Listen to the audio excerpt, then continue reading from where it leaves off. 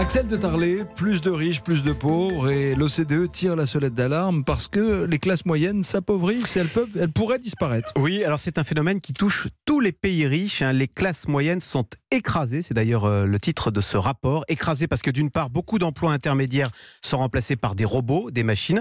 Et puis d'autre part, le coût de la vie a nettement augmenté ces dernières années. Alors on pense bien sûr au logement.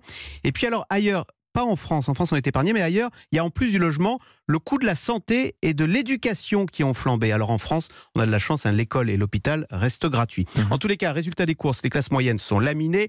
La moitié des salariés interrogés dans les 36 pays dits riches sur la planète de l'OCDE, eh bien la moitié disent avoir des difficultés à joindre les deux bouts.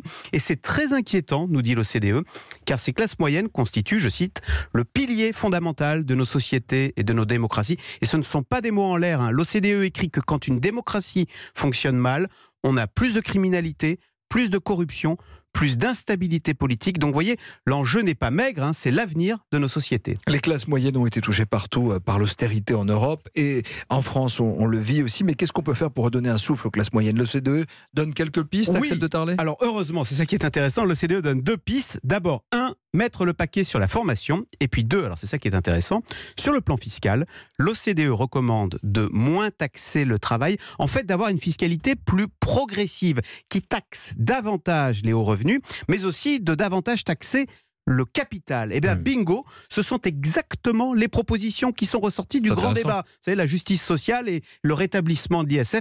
De toute façon, cette étude de l'OCDE, c'est l'histoire des Gilets jaunes, à la fois dans le constat, les classes moyennes sont écrasées, mais aussi, on le voit, dans les propositions du grand débat qui finalement rejoignent celles de l'OCDE.